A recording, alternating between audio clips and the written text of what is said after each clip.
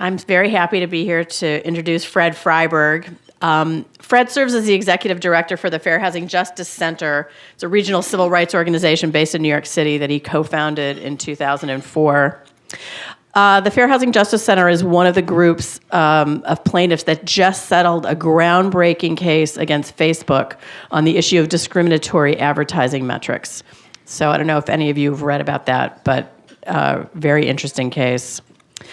From 1999 to 2002, Mr. Freiberg worked at the Urban Institute to manage the testing of two national research projects. One, mortgage lending practices. One covered mortgage lending practices, and the other was the third and largest national study of housing discrimination ever conducted in the United States.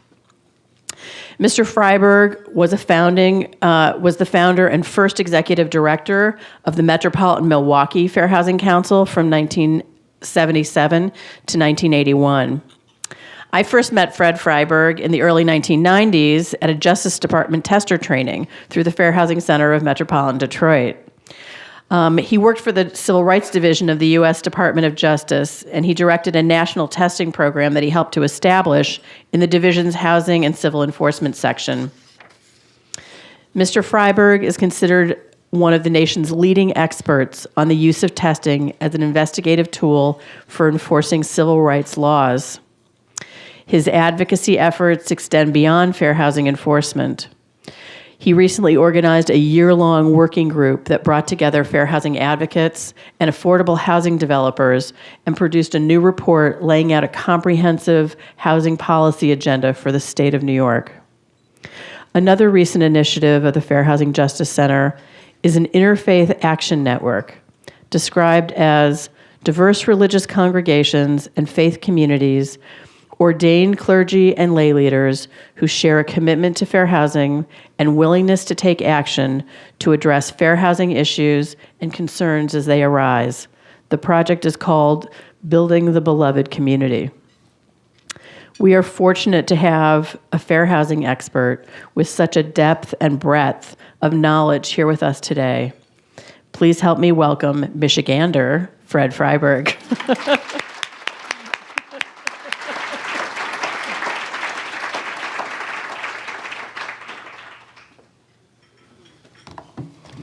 Good morning. So I'm delighted to be here. I was particularly delighted when Kristen called me and asked me to be a speaker at the Fair Housing Center's 6th annual Fair Housing Breakfast. As Pam mentioned, I'm a native Grand Rapidian and Michigander.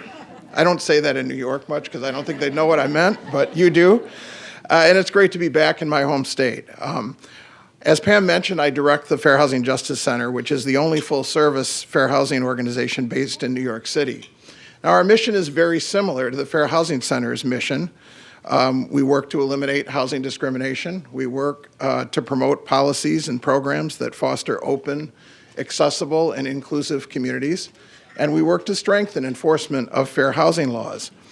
Now, in implementing that last prong of our mission, we have a number of national projects that bring me in regular contact with dozens of fair housing organizations across the country. And I want to begin by pointing out that you all are particularly fortunate to have such a champion for civil rights in the form of the Fair Housing Center of Southeast and Mid-Michigan. And I say that as a person who works with a lot of organizations around the country. I've worked with and provided training to the talented and dedicated staff of the center, and I've known its founder and executive director, Pam Kish, for many years. Now, I'm a lot older than Pam, but we both have had two very influential mentors and colleagues in common in the form of the late Marv Thomas and the late Cliff Schrupp, both of the Fair Housing Center of Metropolitan Detroit. They were outstanding role models and teachers for both of us. So the first thing I want to do this morning is implore you to support this worthy organization because they continue to work very hard with extremely limited resources to combat illegal housing discrimination and reduce residential segregation. They work every day to keep alive the goal of the civil rights movement, which Dr. Martin Luther King Jr. described as building the beloved community, a place free from discrimination and segregation. They need and deserve your continued support. So thanks to all of you for making time to be here today. Now, it's been over 50 years since our nation made fair housing the law of the land. Yet today we see hate crimes and other acts of intolerance on the rise. White supremacists and other hate groups proliferating. Illegal housing discrimination is still pervasive. And while our metropolitan regions have seen a modest reduction in residential segregation, most areas of the country are still characterized by pronounced patterns of racial and economic segregation. Despite 5 decades of fair housing policy, America is still very divided, and discrimination continues to wall out African American people and other people of color, people with disabilities, and other populations from having equal access to housing opportunities. Over the past 50 years, government at all levels has moved with all deliberate lethargy to enforce and fully implement fair housing laws. Now, why is this the case? What are the lessons to be learned? What I'd like to do this morning briefly is to deconstruct the walls that divide us and focus on what I believe to be the most significant reasons that we have not made more progress. And I want to say there's good news and bad news, and I'd like to sort of supplement my introduction that Pamela gave me by saying that I've been in this work now for 43 years, 43 of the 50 years that the fair housing law has been in existence. And over those 43 years, I have supervised more than 12,000 investigations in 20 states. I have personally participated in 1,500 tests around the country. I have been named as a witness in 400 fair housing lawsuits. And I have testified, deposition and trial testimony, 56 times in cases filed in state and federal court. And I offer that, I point that out only to say that my views on housing discrimination have been shaped by a lifetime of experience directly immersed in the enforcement of fair housing laws. Now, during this time, I've witnessed many changes. And what I've got to tell you today is there is some good news and there's some bad news. The good news is that I believe it's fair to say that there are more housing providers and others who comply with fair housing laws today than there were in 1976 when I first started working in this field. One example that I always point to is that in 1976, there were no real estate agents in Milwaukee who would ever come forward and report housing discrimination, or much less agree to serve as witnesses and testify against other agents when their buyers or renters were openly discriminated against. It just never happened. And I'm pleased to say it does happen more often today. And that's good news. The bad news and the most striking change that I've observed concerns the nature of housing discrimination. When I began in this field in Milwaukee, Wisconsin, much of the housing discrimination was still quite overt, and the walls of ignorance and bigotry were quite visible. Doors were routinely slammed in people's faces, and it was not unusual for housing providers to actually openly declare their discriminatory preferences. Now, I don't want to suggest today in any way that these practices are a relic of the distant past, because unfortunately, they indeed are not, and overt discrimination does still occur based on race, national origin, family status, disability, sex, sexual orientation, gender identity, and many other protected characteristics. But when these practices occur, they can usually be documented with relative ease. Often consumers file complaints, and there's at least the potential for some effective enforcement response. For most of us, these visible walls became familiar symbols of housing discrimination, the type that we all loathe and that fair housing laws were intended to eliminate. But this is no longer the most common type of housing discrimination. I've argued for many years that we have to replace that image of a slam door with a revolving door, where people are politely and courteously escorted in, out of, and ultimately away from the desired housing. And it happens in such a subtle fashion that most people don't know they're being discriminated against. And that represents a change in the way discrimination has occurred. Today, we need to focus on these subtle forms of housing discrimination, or what I would term invisible walls. These invisible walls take many forms. The problem with these visible walls is that they're almost never detected by ordinary consumers, and they're difficult to document. And I have often pointed to the fact that this creates a vicious cycle because most of our enforcement agencies, and I'm not counting the private groups like the Fair Housing Center and ours, but most public enforcement agencies are structured around a sort of complaint responsive paradigm.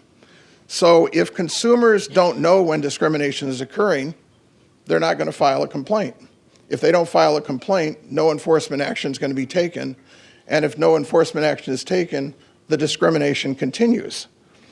The invisibility of housing discrimination essentially ensures its sustainability.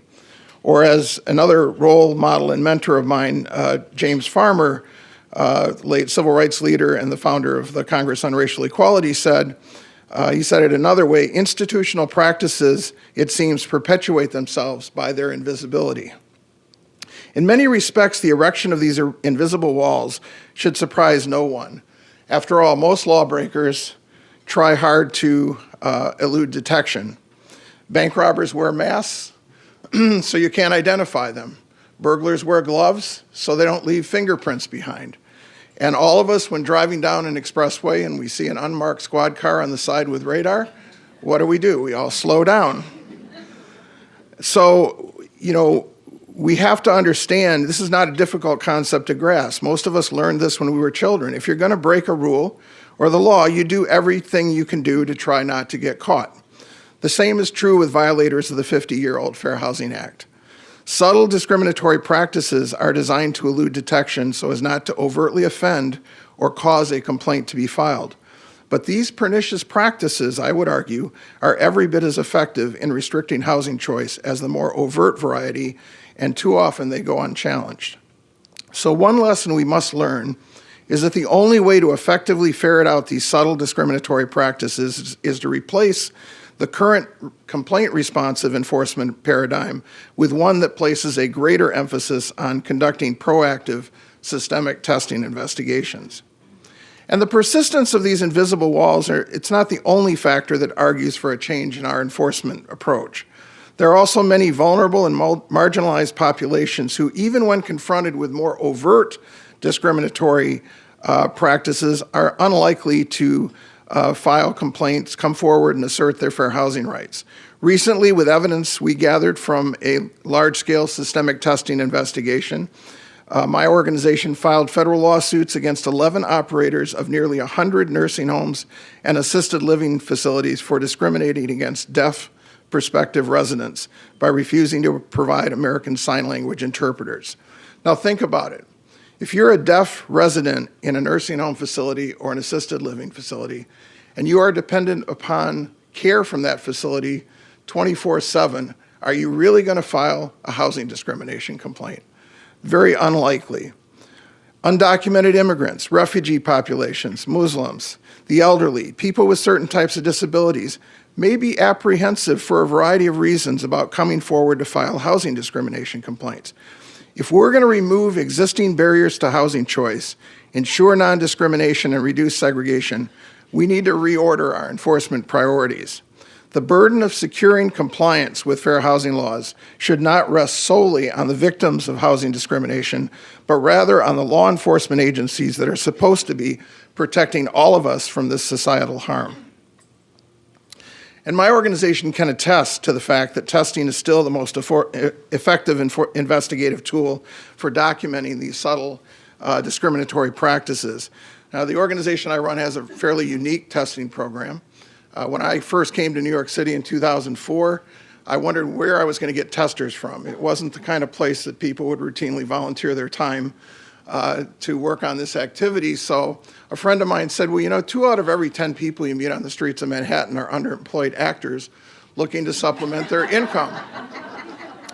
So I went to an organization called the Actors Fund, and we struck up a partnership, and they immediately provided us 30 people to employ as part-time actors. And today I'm pleased to say we have 165 professional actors who participate in testing investigations for us on a regular basis. They're a very diverse group, all races and national origins. They speak 28 languages collectively. They're very educated, and they give us an immense capability in conducting these investigations. So much so that over the past decade, evidence from FHJC testing investigations have supported dozens of legal challenges that have changed the way many housing providers do business. These legal challenges have opened over 65,000 units of housing to populations previously excluded and yielded a total monetary recovery in excess of $34 million in damages and penalties. Now, to illustrate what I've been talking about, I want to share a few stories. And Pam knows I have 1,000 stories, but I'm just going to share a few of them today with you to talk about contemporary housing discrimination. And I want to put a footnote and an exclamation point next to this one, because I don't want to hear anyone walking out of this room and say, wow, did you hear those stories? New York City must be a horrible place to live. Because what I want to emphasize is that while these stories all did occur in the New York City area, they could have occurred anywhere in this country. There's nothing particularly, there are some things that are particularly bad about New York City, I'll admit that.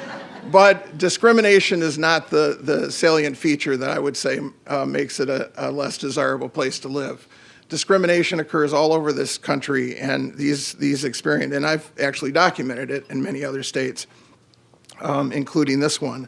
So there's nothing peculiar. So I want to just point out that in our rental market, we still find widespread housing discrimination based on race, national origin, disability, and source of income. When it comes to race and national origin discrimination particularly, there's evidence that violators have learned how to disguise their discriminatory conduct with a friendly disposition, polite conversation, and good manners. And a number of years ago, I had a landlord who owns 1,000 units in New York City. He had a flagship, 32 buildings. He had a flagship property in Astoria, Queens. And we tested it as part of a systemic investigation, and we sent 4 teams of African American and white testers into this building. And every time African American testers went in, they were told no apartments were available. And sometimes as soon as 15 minutes after they left, a white tester would approach and was told about and shown available apartments. Pretty clean cut. It was probably the most flawless investigation I had ever coordinated. And provided very compelling evidence. But one of the things we noted as we listened to the recordings, because we record our testing the same way the Fair Housing Center does, one of the things we listened to was the fact that this agent was very outgoing and talkative with each of the African American testers. He would say, oh yes, I just had this guy, I've been holding this apartment for 8 months for him, and it just came available, and he was so happy. He came down the other day and he fabricated this whole elaborate story that was a complete lie.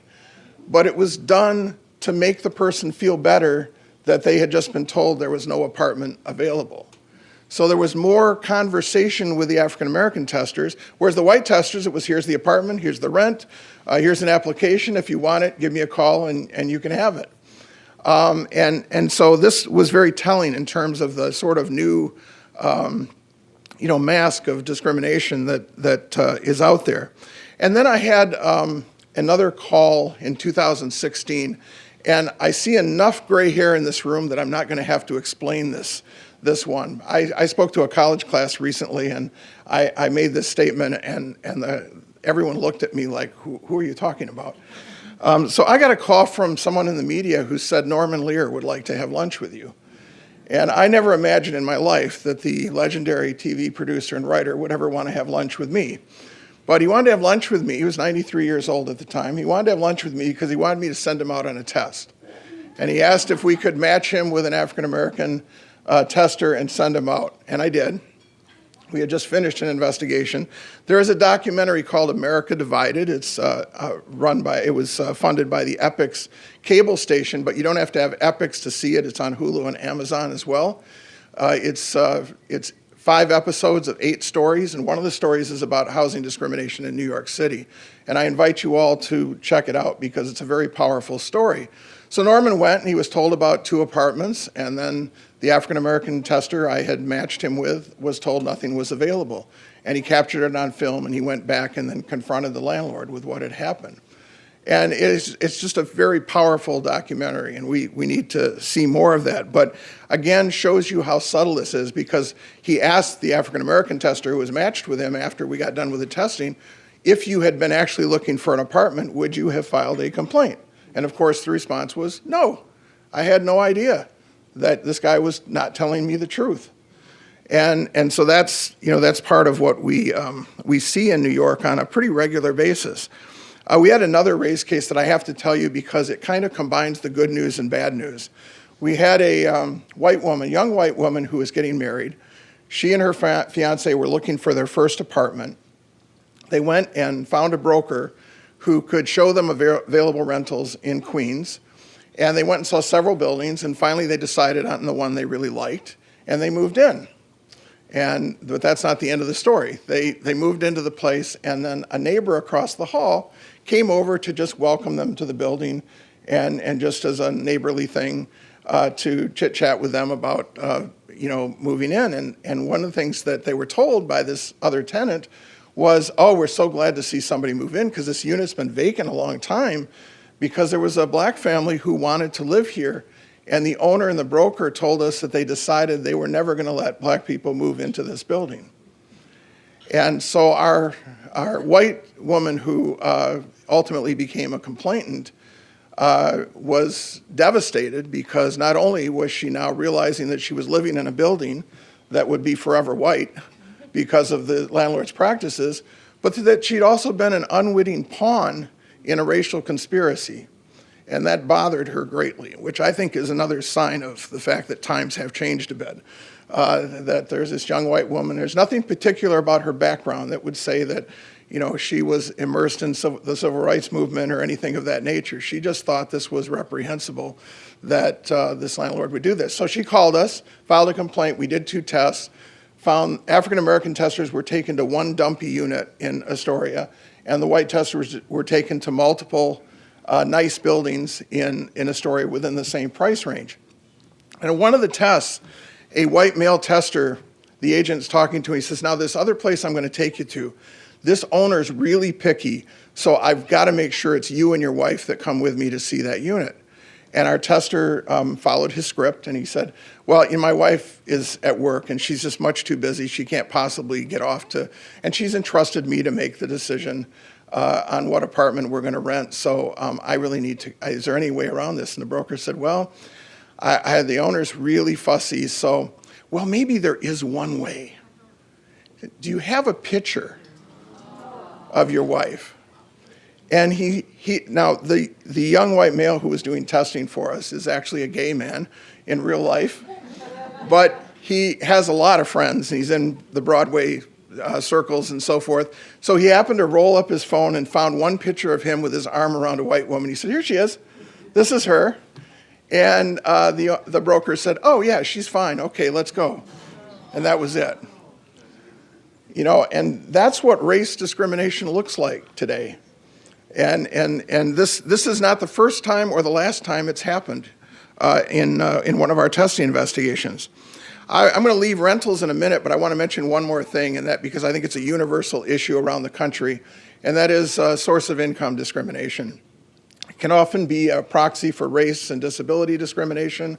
It's massively found all around the nation. Now in New York City, we have so many rental subsidy programs that New York City in 2008 passed a source of income law that protects anyone with a rental subsidy.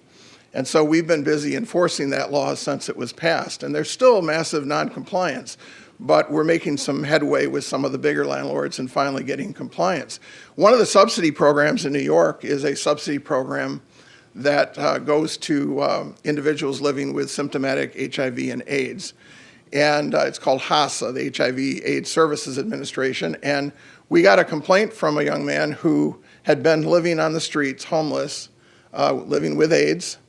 And he received a HASA voucher, and he was all excited because this would finally put a roof over his head. And it was at a rent level that you could actually get a fairly decent apartment. So he did what a lot of New Yorkers do. If you've ever been to New York City, you walk down a commercial street and you see a real estate office. There are these postings in the window of all their listings and ads. And he saw several listings which were within his price range, and so he walked into the real estate company. He said, I saw these ads in the window, and they're for $1,150 a month, and I can afford that. And are they still available? And the broker said, yes, they're available yet. Would you like to see them? And he said, yes. I've been looking, around because I've got a rental subsidy. And, I'm sorry.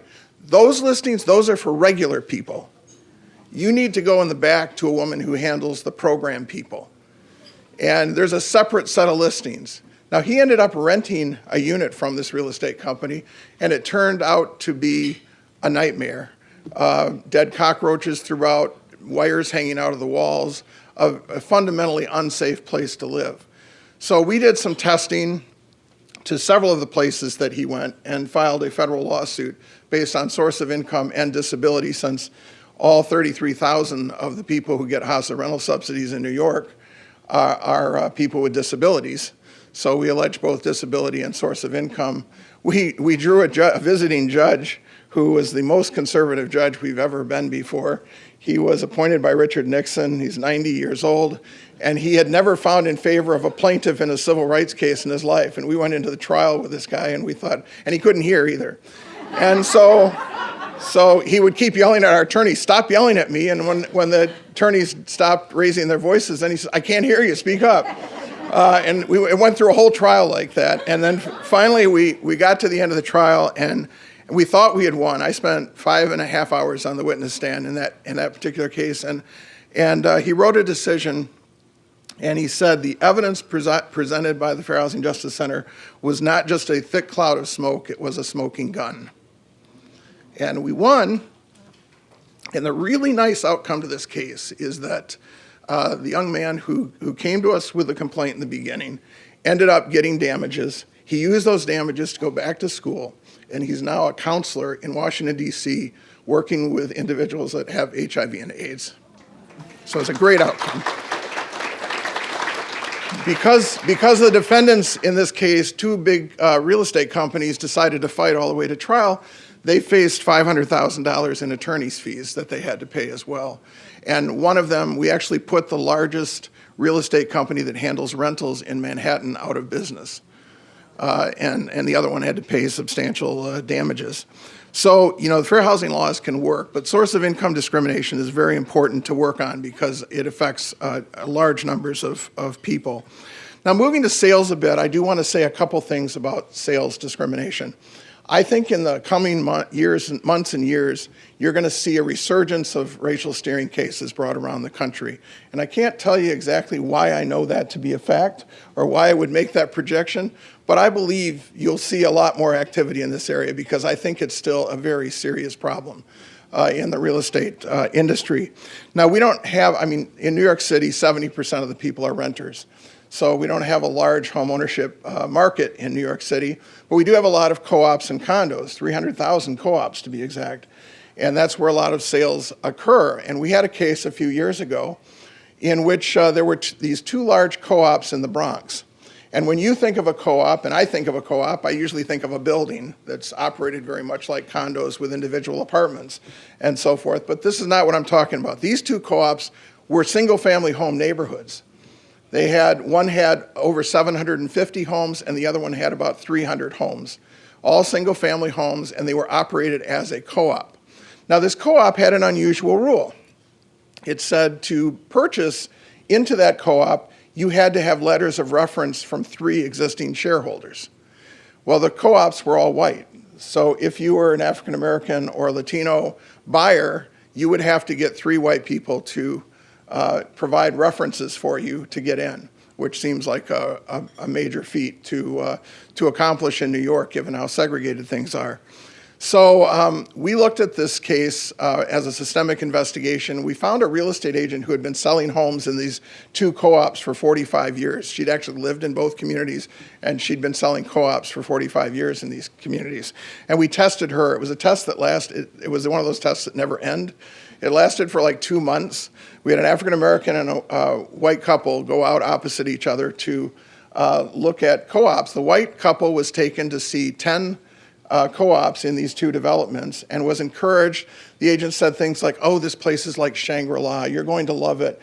You don't have to lock your doors. Your children can run outside in their bathing suits, and you don't have any worries about them. And just all these effusively positive things about these communities to live in.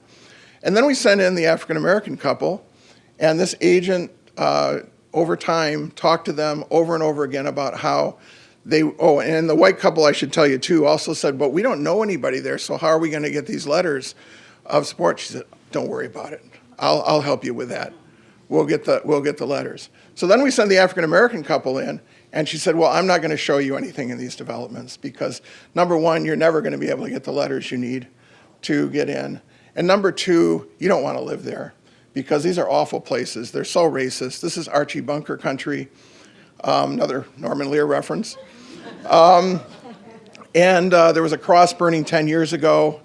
And if you have a child, you definitely don't want to have that child raised in this environment and so forth. So I don't recommend you go there at all. So I've got one property I can show you. And she went and took them to a property that was over their price range, which was in complete disrepair and next door to a public housing project.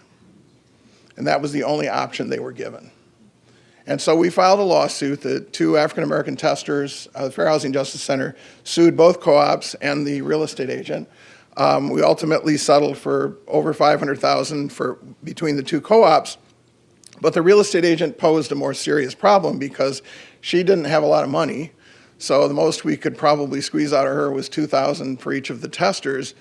And we thought, when we talked to the testers, they said, well, at least could she write us a letter of apology for how she treated us and what she did.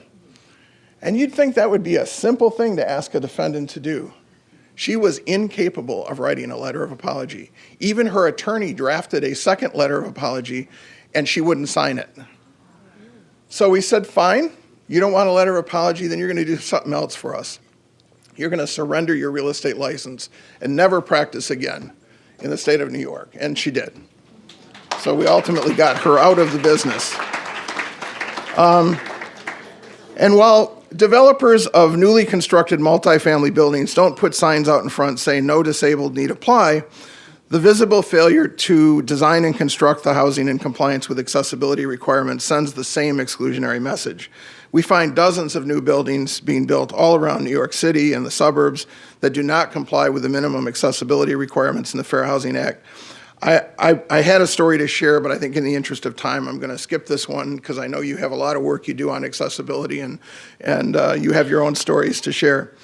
But this is a major issue yet in our area, and I think in other parts of the country, that there seems to be a culture of indifference yet among many developers and architectural firms.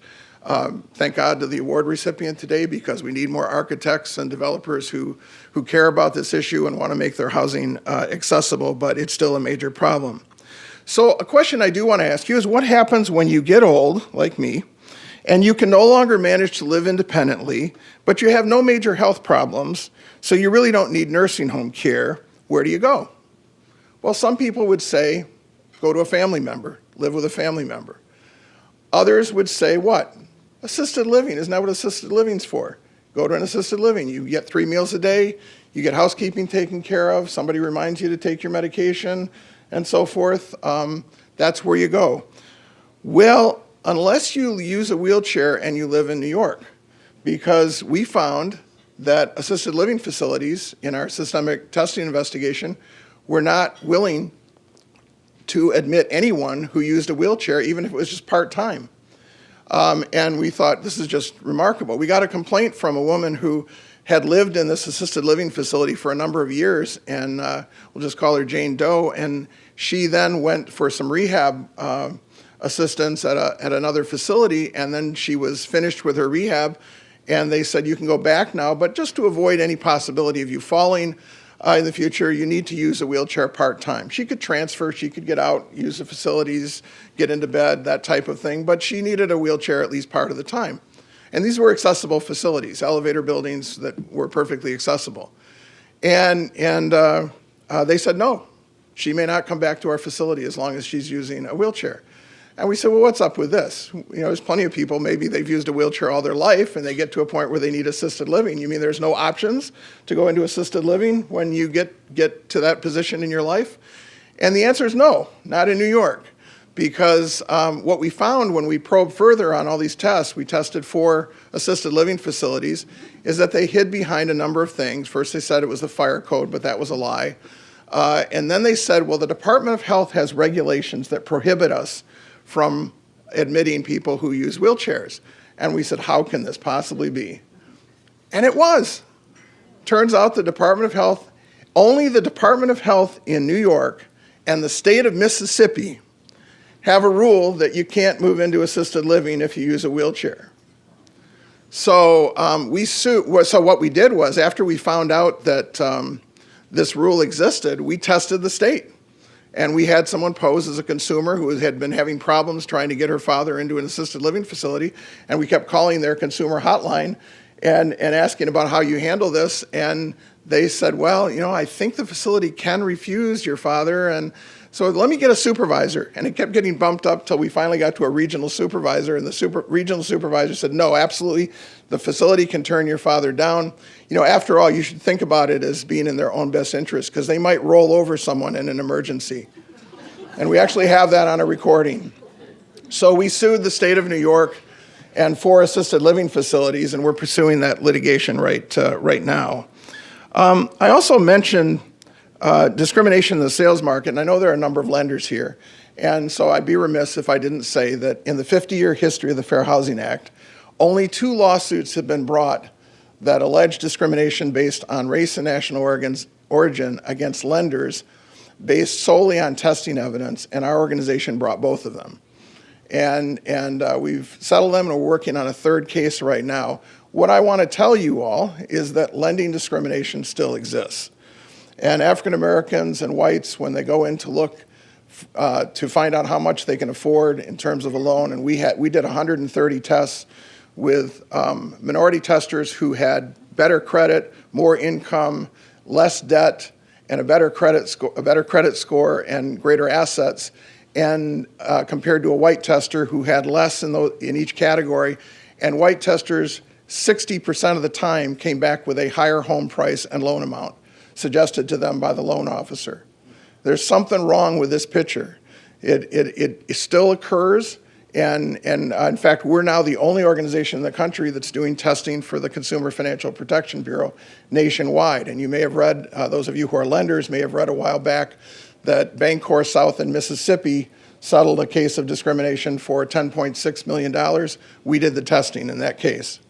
And I have to say, this is also an issue that I think more and more fair housing groups are going to revisit in the future, because it's very hard to do the testing, but if you can do it, I think it will show that all things are not equal when it comes to obtaining a home mortgage. I want to mention just a couple other things, and then I will close.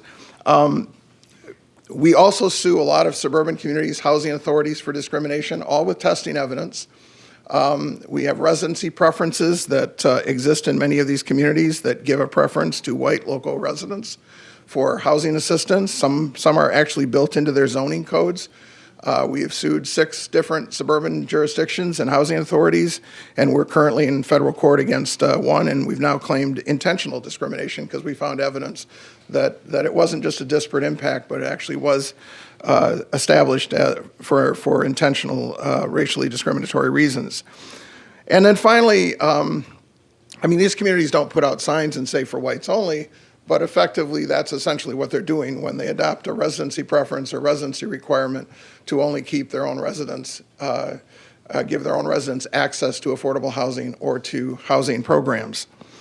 And then finally, Pam mentioned the Facebook case, which we also did testing with, by the way. We set up bogus real estate companies for fair housing organizations, and we went to place ads using their targeting tools, and we placed ads we actually went to place ads that were discriminatory, that either excluded women or families with children or people with disabilities and whatever.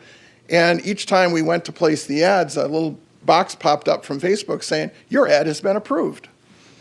And so we never posted them because we didn't want to harm anyone in the housing market, but we got to a point where we could show in all 4 cities when these ads were placed that Facebook was sanctioning discriminatory targeting of ads. Now, when I say discriminatory targeting, they allowed you to include or exclude certain populations based on some protected characteristics under the Fair Housing Act.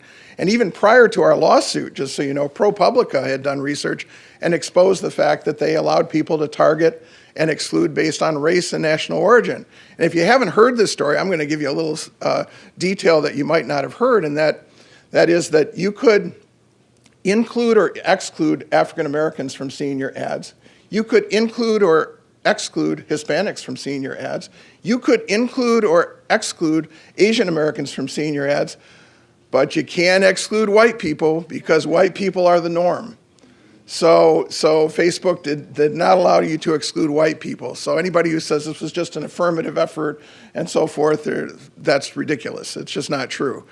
And so one of the new frontiers for us, and we did get $1.95 million, we overhauled their entire platform for advertising. There's a separate portal now they can go to, and you can't target, and we eliminated hundreds and hundreds of possible characteristics that you could target with. It was an awesome undertaking over a course of a year, but we finally got it through, and we got $500 or $500,000 in free in credits in advertising on Facebook as well. So we can now advertise non-discrimination on Facebook. And so it was a great outcome. It was kind of a monumental decision for us, and I think it should change the way they do it. But I want to point out that the issue of big data and algorithms is a new frontier for fair housing because it can actually serve as another invisible wall. It can actually determine who's going to see what housing ads and so forth, and that can have dramatic impacts on where people live in our society. I want to just say in closing that the other lesson we've learned since 1968 is that the original foundation on which the walls that divide us were erected, or what some have called the architecture of discrimination, is proving to be quite resilient and durable. Those of you who attended the breakfast last year heard from Richard Rothstein, whose book, The Color of Law, describes how over many decades public and private entities collaborated and socially engineered through intentional policies and practices the patterns of segregated living that are still conspicuous in most of our metropolitan regions. While the apartheid policies that were implemented in the early part of the last century are gone and fair housing is now the official law of the land, the perilous consequences and lingering effects of these segregationist policies on people and communities of color have never been adequately addressed or redressed. The resultant inequalities that stemmed from preserving the white privilege and wealth under the guise of protecting property values in white neighborhoods accounts in no small part for the racial wealth gap that persists to this very day. What is clear is that we need to systematically dismantle all remaining barriers that constrain housing choice and reinforce or perpetuate residential segregation. We also need to repair the harm already inflicted on people and communities of color, as evidenced by the myriad inequalities that continue to flow from this discrimination and segregation. That is why, as advocates, we are absolutely outraged that HUD would seek to weaken a rule and eliminate tools that assist local jurisdictions to meet their duty under the Fair Housing Act to affirmatively further fair housing. This has been a part of the law that has been largely ignored for 50 years, and under the Obama administration, a rule was finally promulgated that would guide communities in how to actually implement that part of the law, and this administration has removed it and is trying to change it and weaken it. We are equally distressed that HUD is now attempting to rewrite a rule that offers guidance on how to apply the well-established legal theory of disparate impact, which our organization routinely uses in our enforcement work. And again, this is so well established under federal law, and the federal government right now is busy trying to dismantle that rule as well, so that communities are not, that defendants are not burdened with cases where disparate impact is alleged. Some of the cases I mentioned today, the residency rule cases, those would not be able to be brought unless you had evidence of intentional discrimination, and you shouldn't have to have that burden. So we've got to resist efforts by this administration to turn back the clock, to cause further delays, and to hobble implementation and enforcement of fair housing laws. You know, the concept of building walls was very much a part of the last presidential election, and sadly, it continues to be part of our public discourse today. I don't know about you, but those fearful, mean-spirited chants of build that wall still reverberate in my ears. As people concerned with fairness in housing, we're dedicated to tearing down walls that divide us. You know, American poet Robert Frost, in his poem Mending Wall, and I'm sure many of you know this, challenged the old proverb that good fences make good neighbors when he wrote, quote, "Before I built a wall, I'd ask to know what I was walling in or walling out, and to whom I was like to give offense." But too often we don't question the visible or invisible walls around us. We do not try hard enough to understand all the ways in which some are unfairly advantaged by those walls, while others are offended, excluded, and harmed by the same walls. Another great American poet, James Baldwin, once stated in an interview, "It's what segregation means. You don't know what's happening on the other side of the wall because you don't want to know." But we must make it our business to know about these walls, to care about those who are being walled out or harmed, and devote the resources needed to systematically and permanently dismantle these walls. And we need to do this with all deliberate speed. Only then will we be able to repair the many decades of social and economic damage caused by these deep divisions. Only then will we be able to collectively work to create truly open, welcoming, accessible, and inclusive communities. Only then will fair housing become more than a trite slogan or a poorly enforced law, but a living reality for every person who cares to call this nation their home. Thank you very much.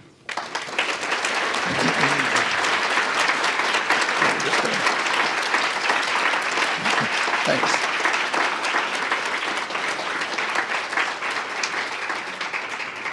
So I've been told we have some time for some questions. Yes, can you hear me? All right. Thank you, Fred. I could actually listen to stories for many more hours, but I'm sure it probably shouldn't keep everyone here. We can open up the floor for question and answers. If anyone has reflections or maybe more time for stories. There's one in the back. So the wheelchair is in assisted living. Are you also... So you're working on New York and the wheelchairs for assisted living. How about Mississippi? No, we have a service area just like the Fair Housing Center does, so we're not working in Mississippi. But and sadly, I think there's about to be a fair housing group started in Mississippi, but Mississippi has not been served by any fair housing group for years and years. There isn't any organization there, so it's a real failure. Unfortunately, there's vast areas of the country that don't have private organizations like this. Another reason to count yourself as very fortunate that there is a group here to do this work, but that rule still exists in Mississippi. It probably is something we could notify some advocates in Mississippi about, and maybe at the outcome of our case, we'll just send them the decision and let them know they can check out the Mississippi law and take care of it. So here in Michigan, it's been difficult trying to find out about. Oh, thank you. Hi. Here in Michigan, it's been difficult to try to find out about laws that might regulate senior living housing. There are old age homes, basically, which is the law, and that's for assisted living, presumably.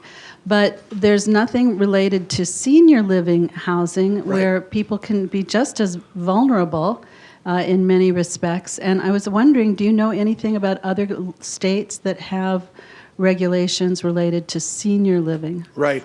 Often independent living, the senior living you're talking about, is not covered by state regulations. Now, states vary greatly, so there could be a state out there. I'm not saying uniformly that doesn't happen, but in most states you don't have regulation of the independent living facilities. And Kristen, I have to not resist your invitation because I have a great story about senior living in New York. We got a complaint from a senior living facility. It was independent living. It was in Staten Island. And we got it from a disability rights group that called us and said they won't accept wheelchair users at all in this independent living facility. And it was brand new and totally accessible and so forth, and they wouldn't accept a wheelchair user.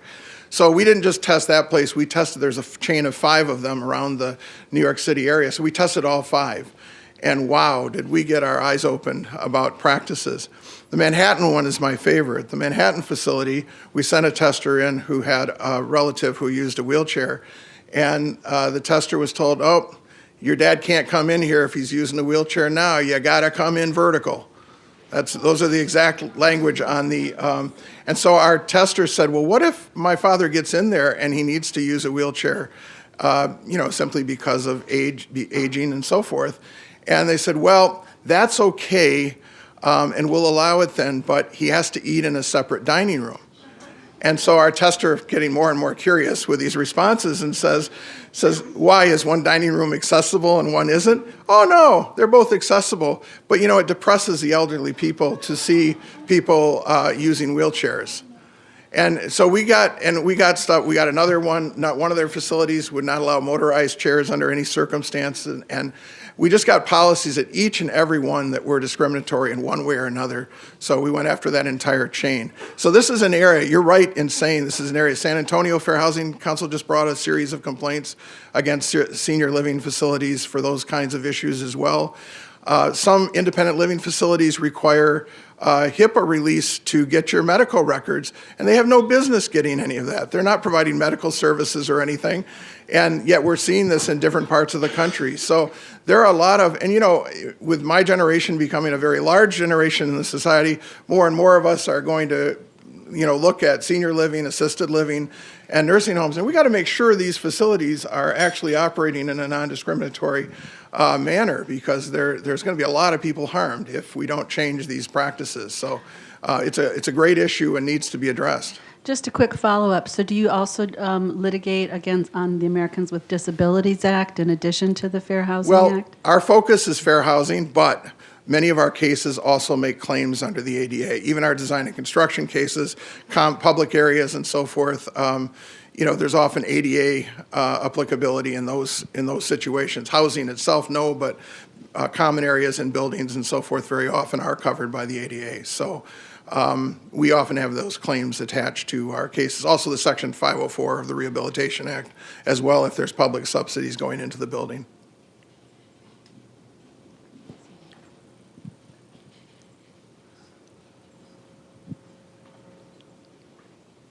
Hi, should I hold it?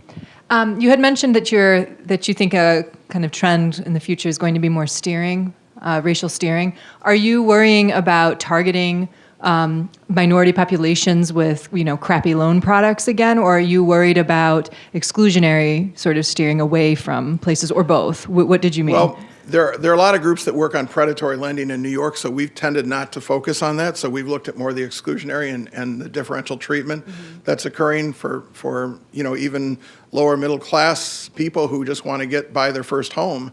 We're finding there are radical differences in how people of color are treated compared to white people, and so we're addressing that issue pretty singularly right now. And I think the steering issue is going to come up more and more in the real estate market.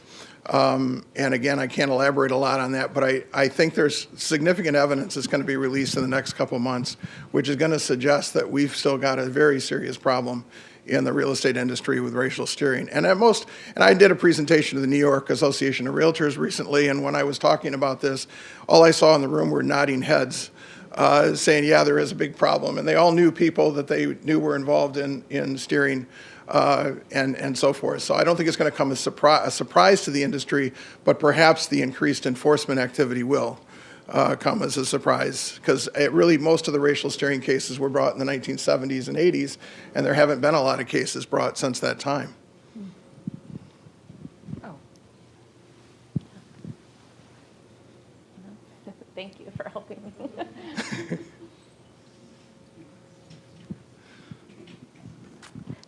I purchased a home in 2011 here locally, and then again we expanded family, purchased one in 2017, and I noticed a change in the way that our realtor worked with us in 2017, and I think this is a common practice now in Ann Arbor, being a sort of a hot market, lots of buyers, not a lot of inventory. That realtors are encouraging buyers to write letters, Yes, and with pictures of the families that want to buy the houses. And I'm curious about posting them on Facebook. And, Yep. Yeah. And just curious about, is that discrimination? It seems like it is. Well, it can be, but I think the only way we'll know for sure is to send people of different races into these offices to inquire about housing and then see how they're treated. And that's the way we can get at the bottom of whether these practices are being done in a discriminatory fashion. I suspect strongly that they are. We also know there's significant differences now. You know, if you go out to buy your first home, many companies will suggest to you that you should see a lender first to find out what price range you're in, get pre-qualified, and so forth. And what we're finding, though, in some instances, is that there's a much greater likelihood that you're going to be told they won't serve you unless you get pre-qualified if you're a person of color than if you're white. That if you're white and you come, I mean, this is one thing we noticed in lending and we've noticed in real estate sales. If I go in as a white guy and I tell the lender or the realtor, I make X amount of dollars, here's how long I've been on my job, this is the money I got in my bank, they just believe me. But if you're a woman, if you're a person of color and you go in and make those assertions, well, do you have your tax statements? Do you have some proof? Could you give me some pay stubs? And so forth. And this white male privilege has got to stop. It's just, it cannot continue. People have to be treated the same way. That's what the fair housing law requires, and that's what should be happening, but it's not.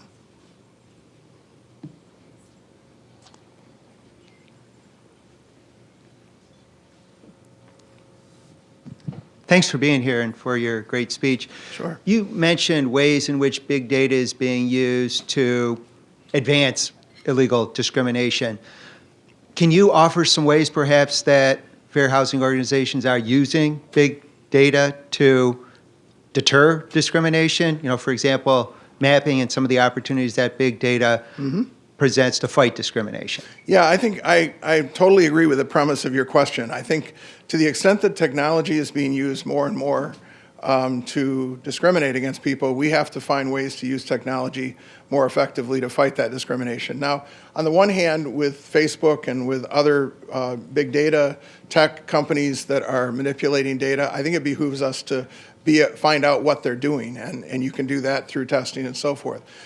We do most of our systemic testing investigations in New York are done through a customized GIS mapping program using data, and we have about 100% track record in terms of identifying where violators are likely to be in the New York area, which is why we bring a lot. We probably bring as much or more litigation than any other fair housing group in the country.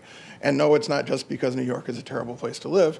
It's because we've got very strategic about targeting places that we think, using data again, targeting places. We did some targeting for source of income discrimination using the mayor's office on data analytics in New York, where they scoped out where the high-performing schools were, low crime rates, all the things that matter to somebody and will impact people's lives.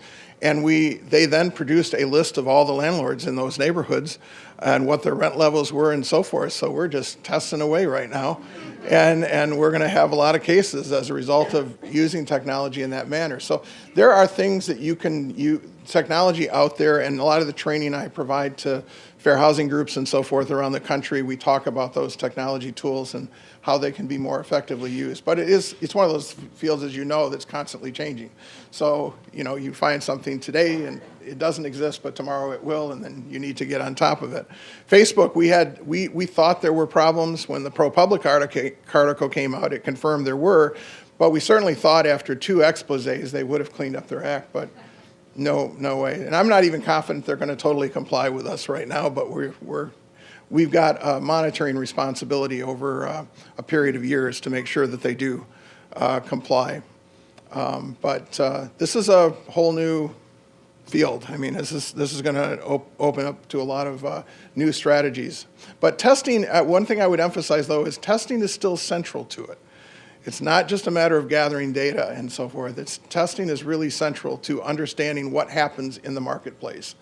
And there's little substitute. With lenders, for instance, for years, there were data reports on who was getting mortgages, who wasn't getting mortgages, and you could do statistical analysis, regression analysis, and you could see that race, there was a high probability to a degree of statistical significance that race was a factor. But, you know, when you go to court, you got to have proof that discrimination occurs, and that may not be sufficient.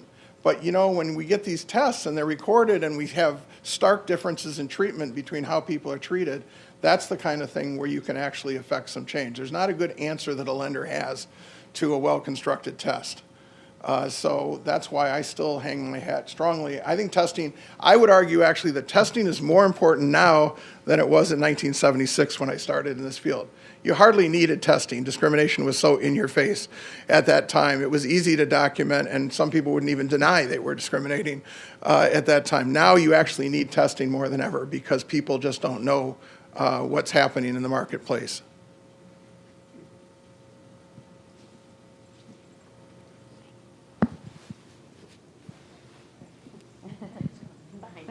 Thank you. Hi. I was curious about something you mentioned about source of income discrimination, and I think I heard you say that it was a local New York ordinance around that. Is that correct? Because I'm thinking in my head about the relationship between local regulation versus state law, and I know that New York is able to regulate a lot of things that we are not able to do, local municipalities in Michigan. So I guess I'm curious if you could give us a little more explanation about Sure. So where you rely on local law versus state law. Or, Yeah, well, you probably have human rights laws, though, at the state and local level. It's just a matter of amending those laws to include source of income discrimination as a protected characteristic. And then it should explicitly include people who have rental subsidies, because there are some states, Wisconsin is one I know, that has source of income, but it does not cover rental subsidies of any kind. So it's very important. There's 17 states, I think, now that have source of income in their state human rights laws. The Poverty, Race, and Research Action Council website has a great analysis, and it was just updated recently with all the states and localities that have source of income protections. And I would recommend going to that site and checking that out. But it's actually relatively easy to construct. The laws are not that complicated. Enforcing them becomes a little bit complicated, but we have 90,000 homeless people in New York City, 24,000 of whom are children. And so rental subsidy programs are life or death for these households. And so we had the city council finally said, over and above the mayor's veto, incidentally, said, no, this law has to be passed because we have a crisis here, and people with subsidies need to have protections when they go out into the marketplace. So Legal Aid and our organization and one other group have been bringing most of the lawsuits involving source of income. Again, government hasn't been doing a whole lot, but we've been bringing as many cases as possible against some of the largest landlords. We just sued one that controls 22,000 rental units in New York City and got them in compliance with the law. So it's a big enforcement. Passing the law is actually the easy part. The hard part comes later in making sure it's adequately enforced.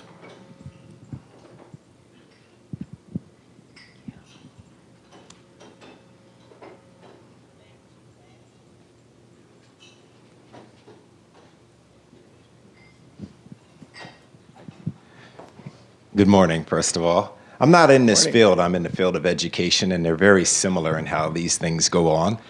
What are the red flags? What are the red flags that say we need to go in somewhere? Well, I'll share a few secrets with you. They're not really secrets because sometimes it's in plain sight. The co-op developments that we tested that I told you about, that was an article in the New York Times where it talked about this reference requirement of shareholders. And so I read the article, and immediately my mind goes, we have to investigate this. This is outrageous. I think other people read it and didn't think much of it, but I immediately knew we had to add that to the site. The use of GIS mapping for rental discrimination is a surefire way. If you see a large area with, in our case, large areas often have 50-plus unit rental buildings, and you see it's next door to an area that's largely African American or Latino, and there's a paucity of African American or Latino tenants in that building, then if you just test the buildings in that neighborhood, you'll have a lawsuit before you know it, because that's where the violators are. And like I said, it's rarely been the case that we haven't been successful with that targeting and finding a case. So that's another secret. There's other data you can look at that will be helpful. I mentioned that what we did with source of income discrimination. trying to help families get into areas which have higher opportunities and so forth. And I think that's important data to look at as well. I mean, where you live, you all know this, you're all fair housing people, you know this, but where you live matters. And it can determine everything from what kind of education you're going to get, what kind of job you're ultimately going to get, what kind of food you eat, what vulnerability you have to various diseases. You're going to have your life expectancy is determined by where you live. And so if we don't start paying attention to that and paying attention to the fact that segregation is preventing populations from accessing those opportunities, then shame on us. I mean, this is 50 years of not doing something about this problem, and we've got to start paying attention to it. So, data. There's all kinds of data. I train groups on how to do testing and how to target to find violators, but it's different for every single field. For lenders, for conventional ways of targeting that a public agency might do are very different from what we do, and I think I can at least prove ours works. Take that for what it's worth.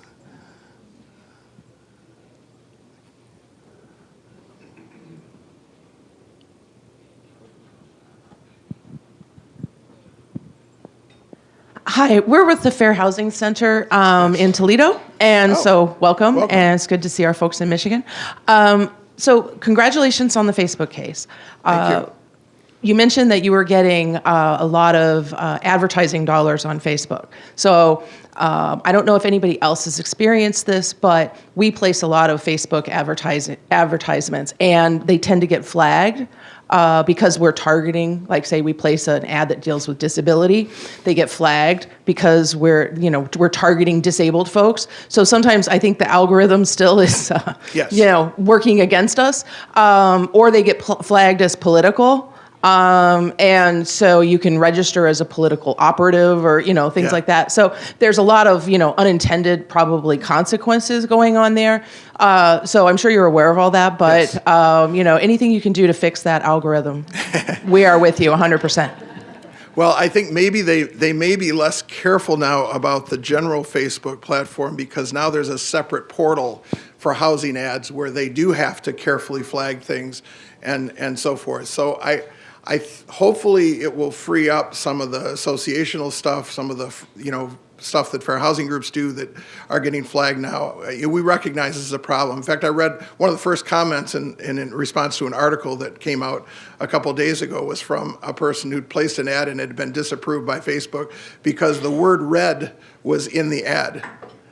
And what possible discrimination that necessarily connotes, it had nothing to do with people or anything. It was just the color red was mentioned, and so Facebook flagged it as being an ad that couldn't appear. So Facebook has a lot of issues, as you all know. You've read the articles.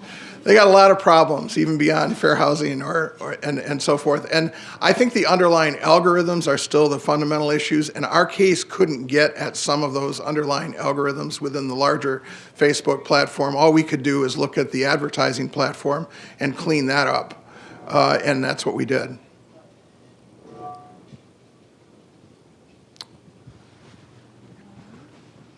Did I see one other hand? I thought I saw another hand. I guess not. Well, thank you very much for being attentive, and I, again, appreciate the opportunity and support this organization because they need your help.